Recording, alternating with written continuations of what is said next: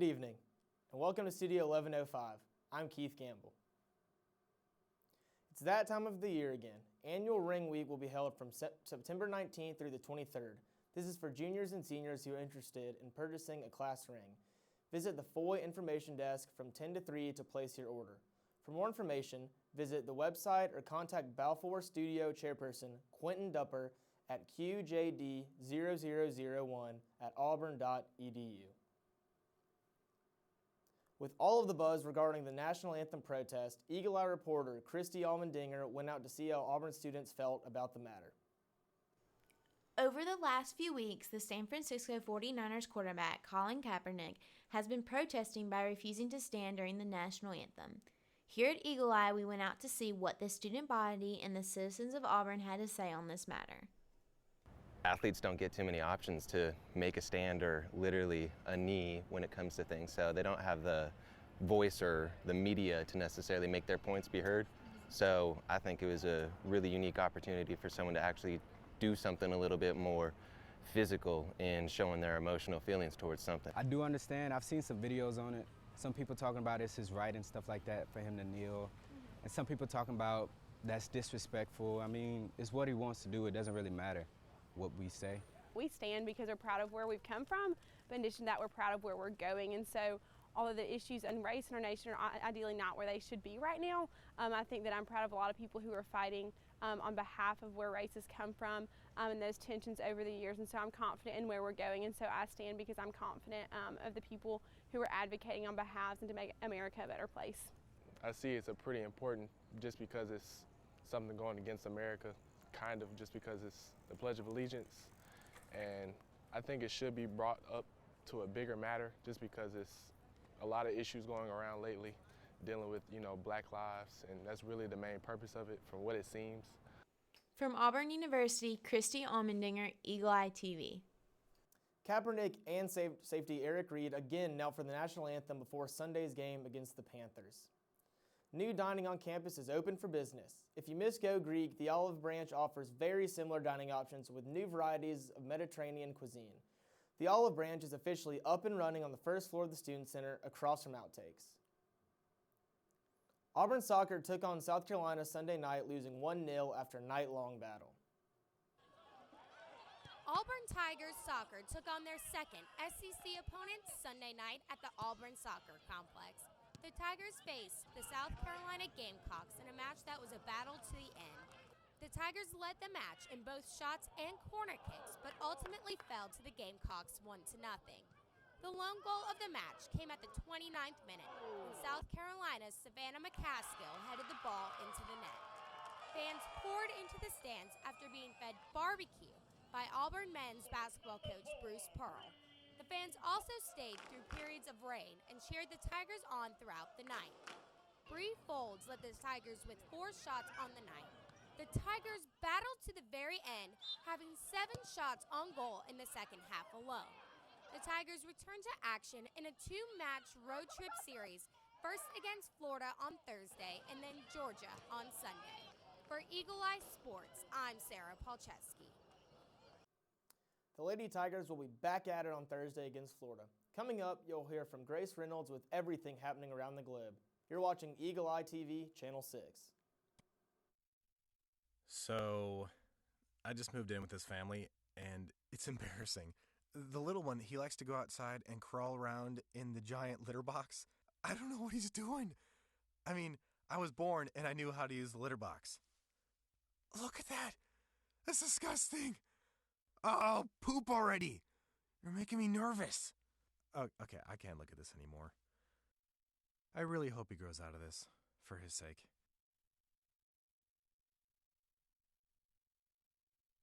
I hope that you've been able to learn a strong work ethic surrounded by character, integrity, perseverance, so that when your 1 second comes, you'll be prepared for it. Chris Davis. 45, there goes Davis! Your 1 second, our 1 second is now. And our lives have been guided by the principles of one of the greatest academic institutions in the country, Auburn University.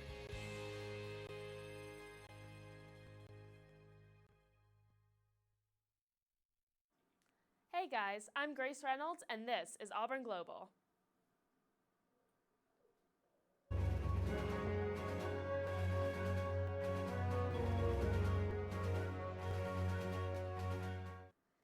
Anti-Saudi is a complicated ordeal, and handling it seems to be just as complex.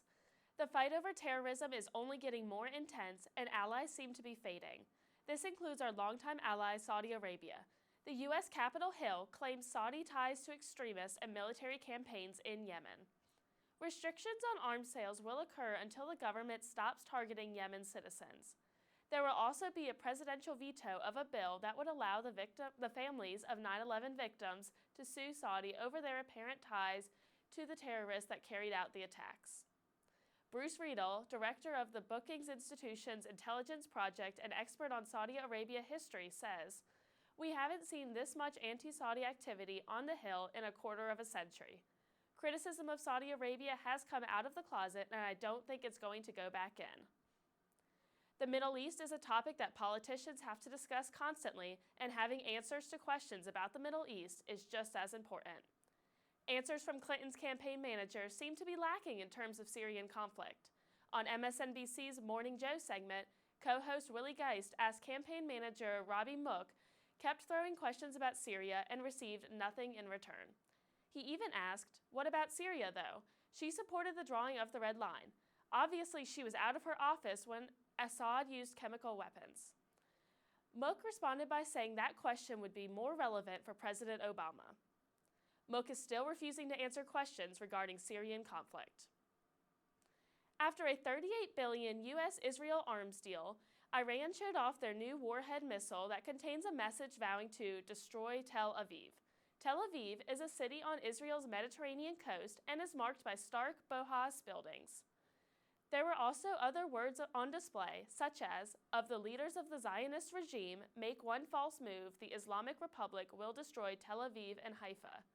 However, in Tehran, Hossein Bagheri, the chief of staff of the Iranian armed forces, claimed Iran wanted peace. Israel and the U.S. signed a record 10-year agreement over the Middle East peace process.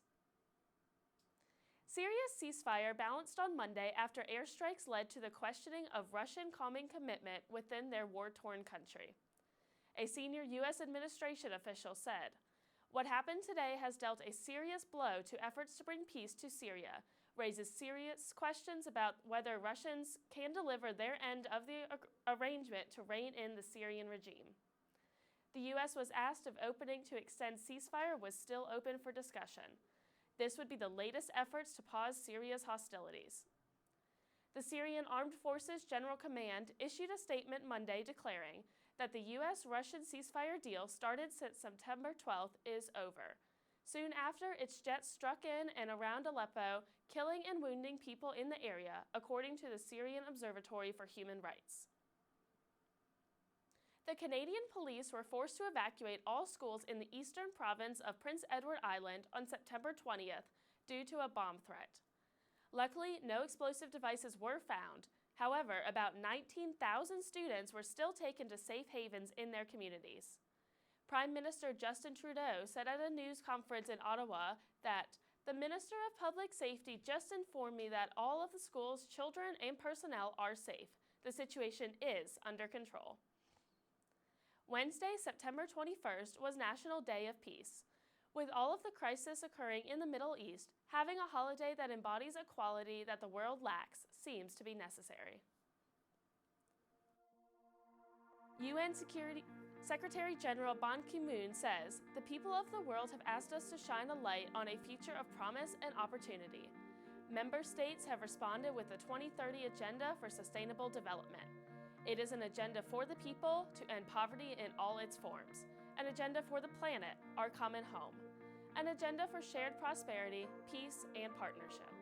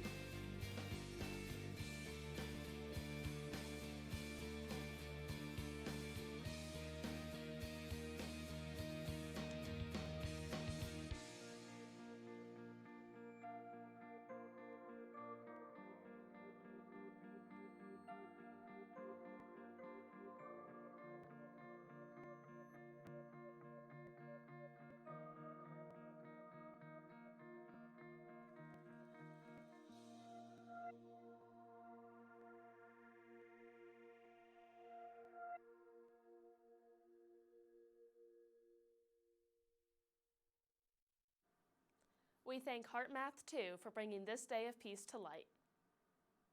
That's all for Auburn Global this week. Up next, we'll hear from Keith with more. You're watching Eagle Eye TV, Channel 6. This is a place where it only takes a second to imagine your future.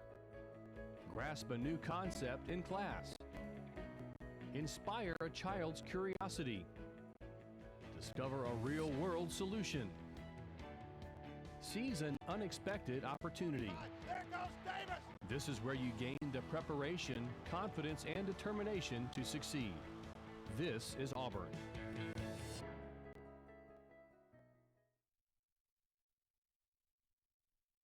App is here to provide Auburn University students with tons of official information about all of Auburn's campus organizations, schools, and colleges, departments, and more. Eagle Eye reporter Ellie McCoy covered all we need to know. The new Auburn Guides app is here, and although it may seem as though it would only be helpful for RAs, Camp War Eagle, and new students, it actually contains tons of amazing features for all types of students. The Auburn Guides app made this summer a whole lot easier, I think, for the parents and the freshmen because it had the student schedule on there, it had the parent schedule on there, it had a map of Auburn University on there, so if anyone ever got lost, didn't know where to go, they could find their way on there. We were able to use the track features, we were able to use push notifications, surveys, lots of different things for RA training.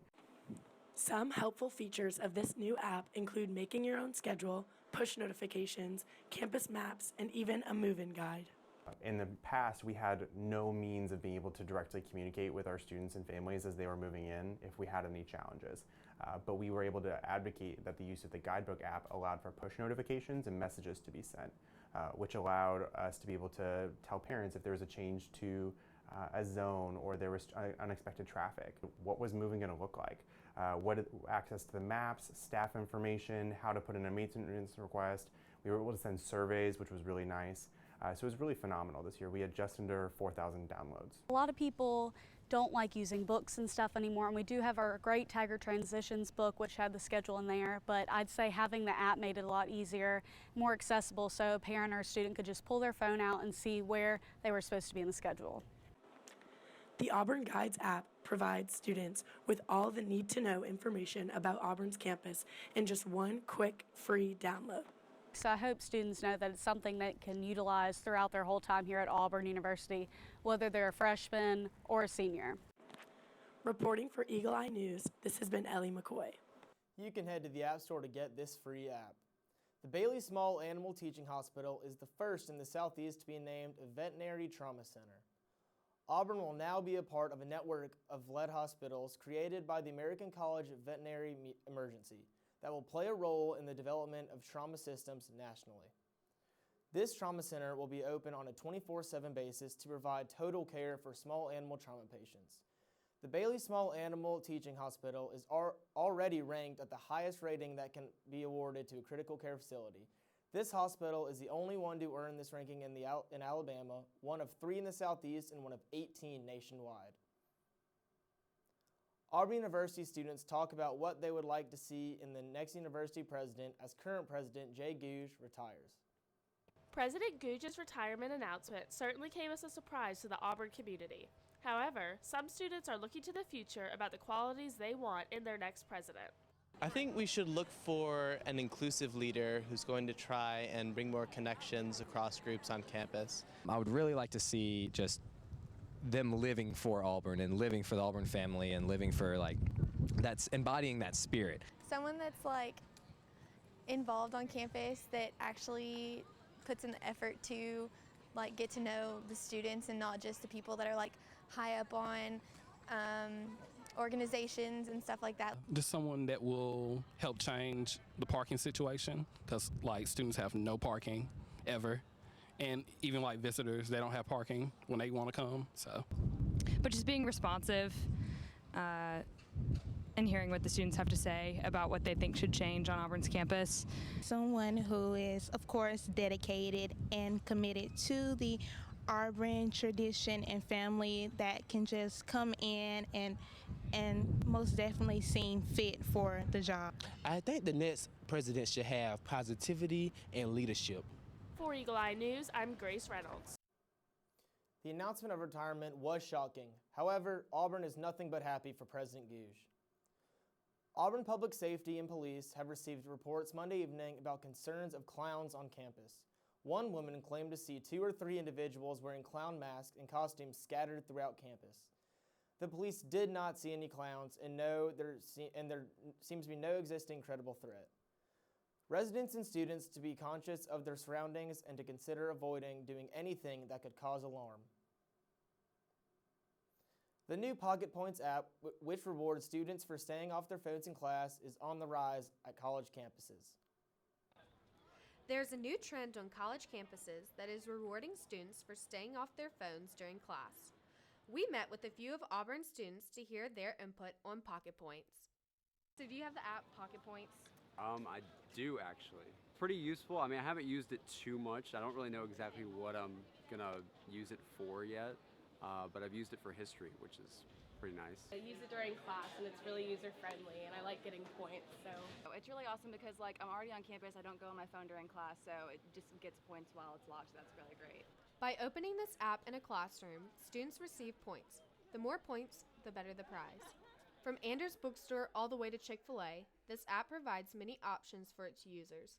Here are what some students plan on doing with their Pocket Points. No, I'm saving them up so I can use it for Chick-fil-A. Yeah, I mean, wherever I can, I love food, so I need the few places that it has, and then a lot of the Auburn boutiques are maybe a little bit pricey, so it's good to have a bit of discount on them. Probably to get some food or something. It looks like college students now have a reason to stay off their phones. Reporting in Auburn, Kennedy McKnight, Eagle Eye News. You can get this free app via the Apple App Store. That's all for Studio 1105 tonight. Keep up with all of the latest Auburn news throughout the week by following us on Facebook, Twitter, and Instagram at Eagle Eye TV. I'm Keith Gamble. Thanks for joining us, and War Eagle!